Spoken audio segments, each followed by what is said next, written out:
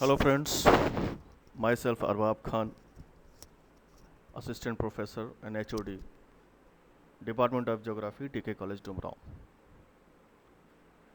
Today I am going to discuss concept of nation and state. This is part of your BA Part 3 Honors Geography syllabus, which is of paper 7 Group D, Political Geography.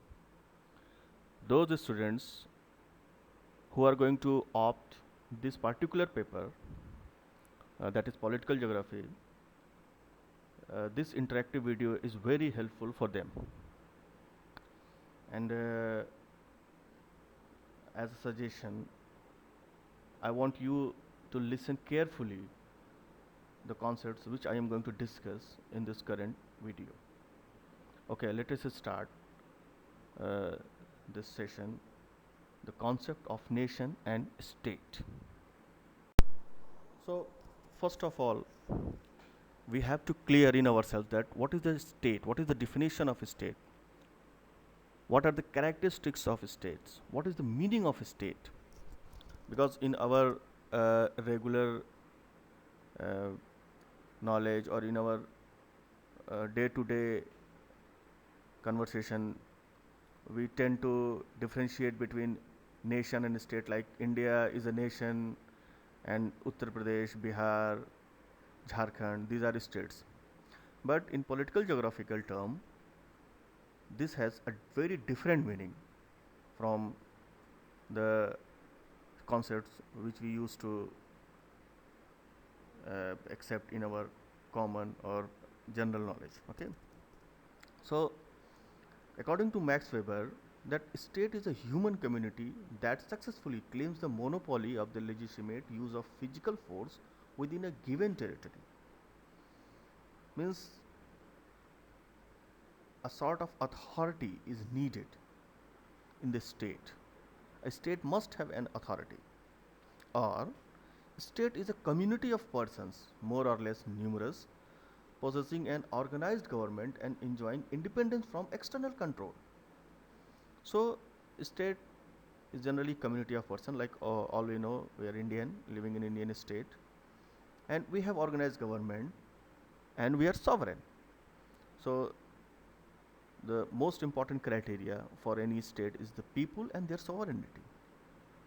Or it is a people permanently occupying a fixed territory, means territory should be fixed, and bound by a common law, habits and customs into one body politic, exercising through the medium of an organized government independent sovereignty and control over all persons and things within its boundaries, capable of making war and peace and entering into international relations with other communities of the world.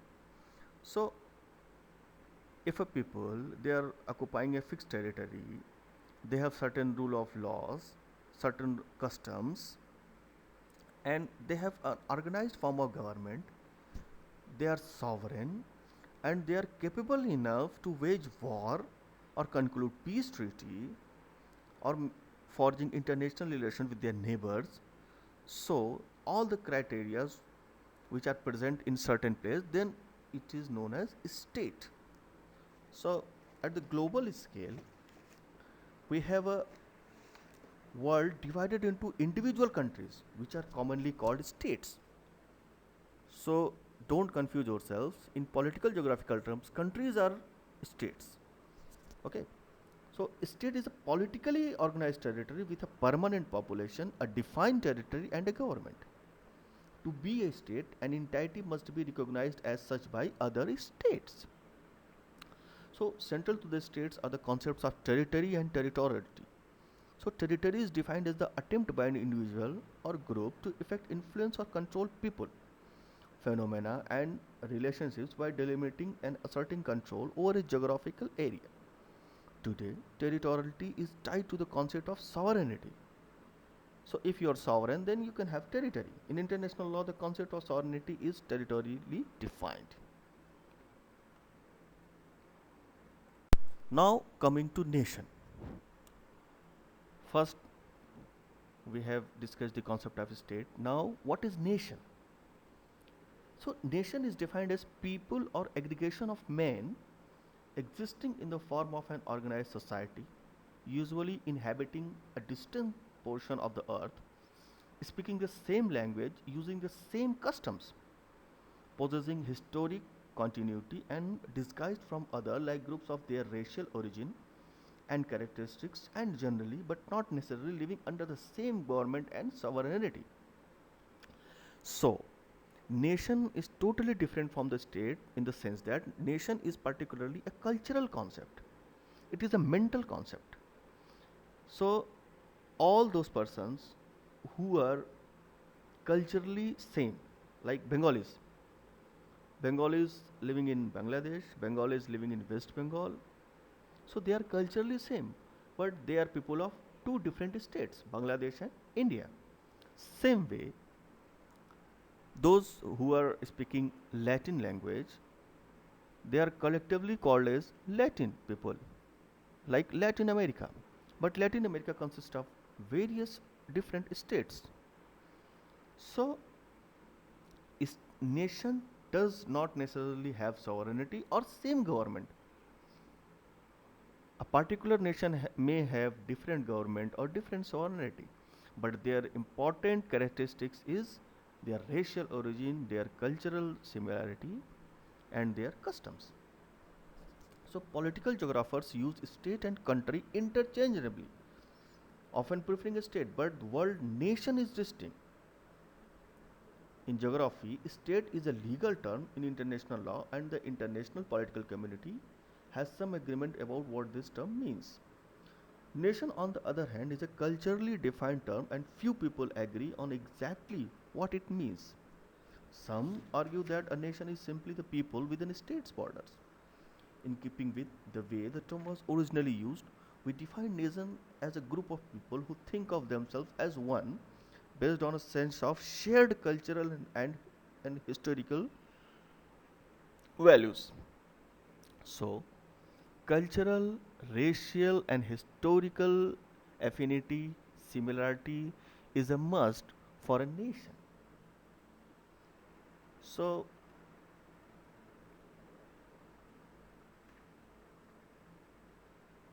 the idea encompasses different kinds of culturally defined nations.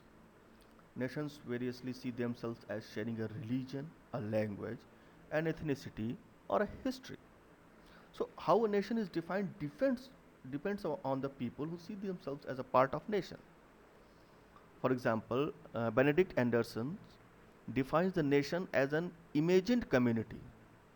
So, Anderson defined nation as an imagined community. So, this community does not really exist. It is imaginary.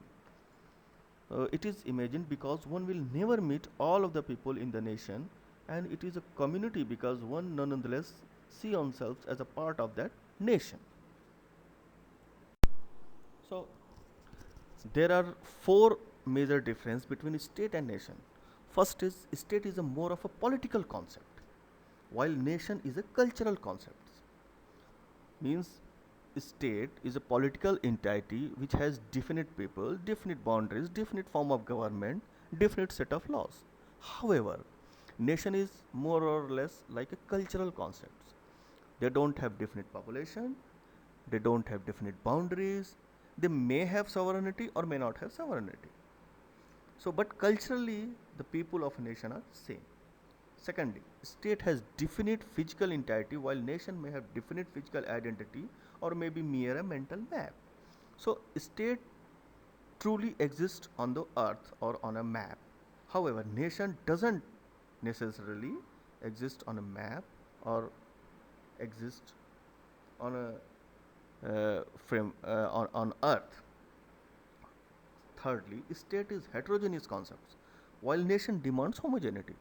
So, state may consist of peoples of different nationality because in a state people have different cultural backgrounds, different customs, different beliefs, different religion. However, in nation people must share same cultural traits, same homogeneous or racial uh, features, or they must have same religion.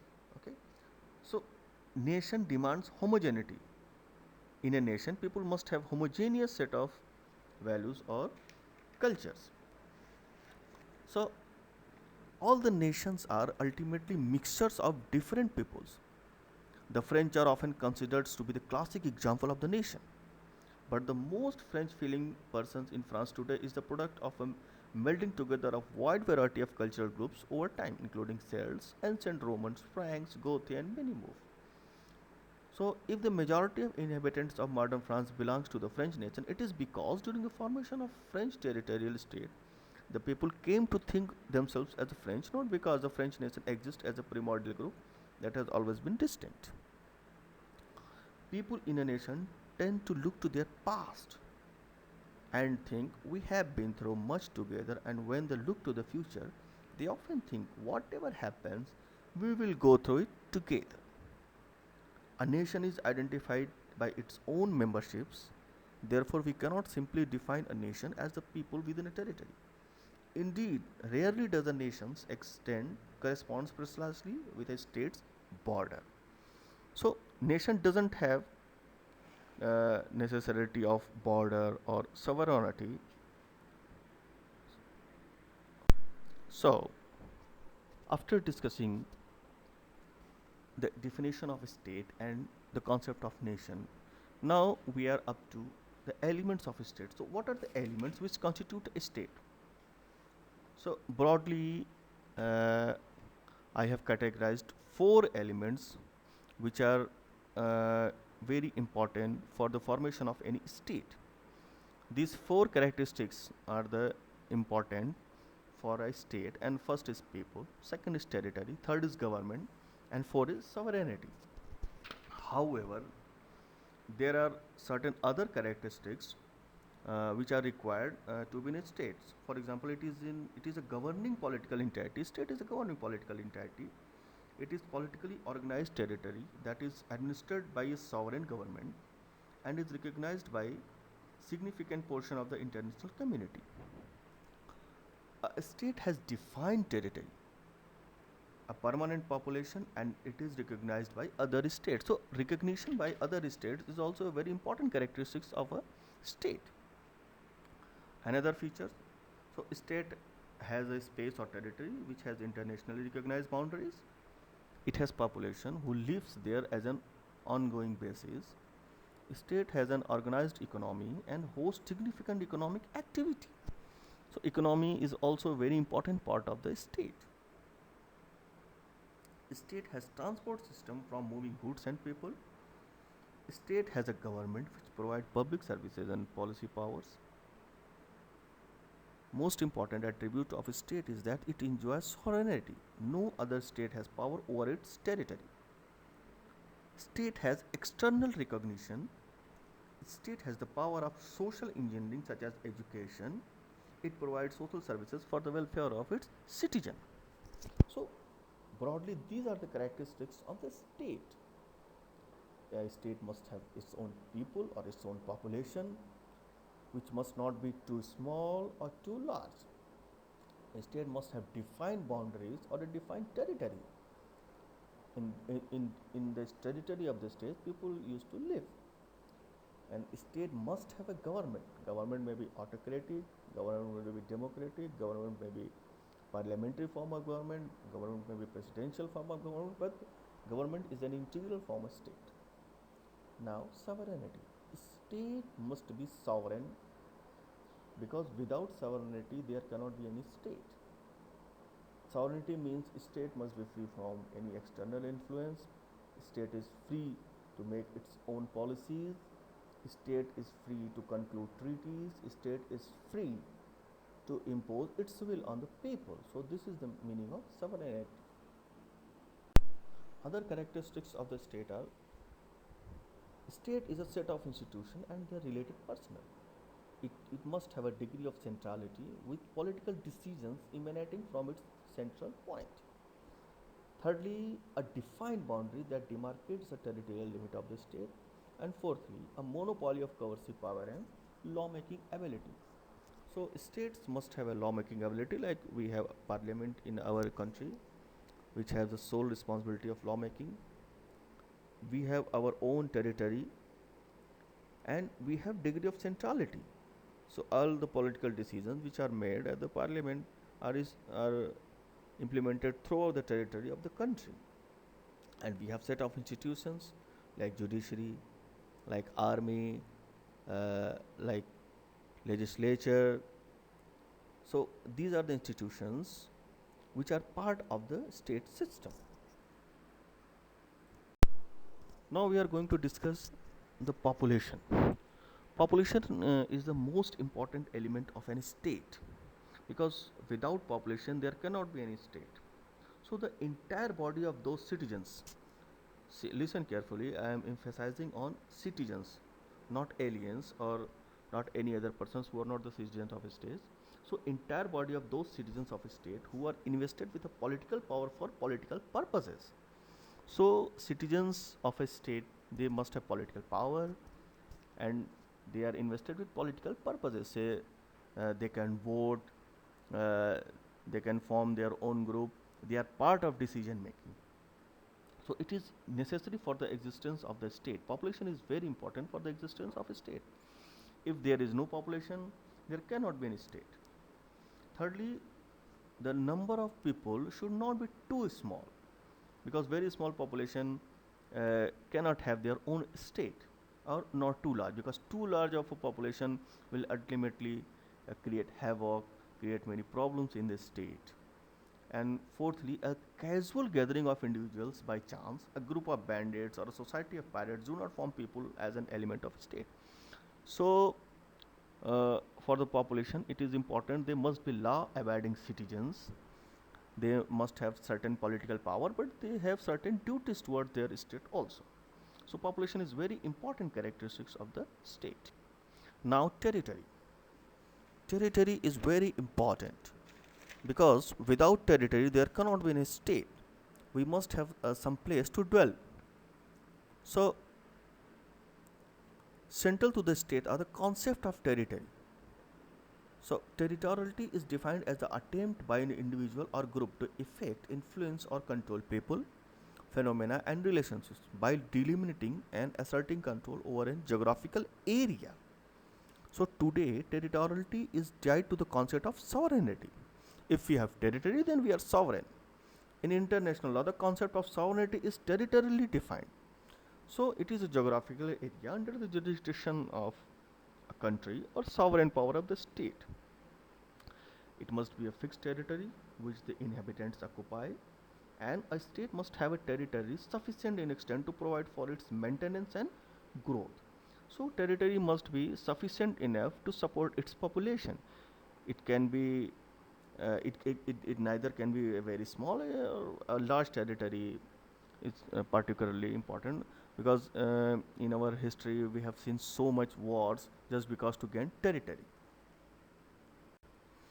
After population and territory, the third most important feature of any state is government. So it is the totality of authorities which rule as a society by presenting and carrying out fundamental rules which regulate the freedom of its member. So it is a whole class of office holders upon whom dissolve the executive, judiciary, and administrative function of the state. So government is a very important part of the state, because without government, people cannot rule among themselves. There will be quarrel, there will be anarchy. So government is very important for the proper functioning of the state.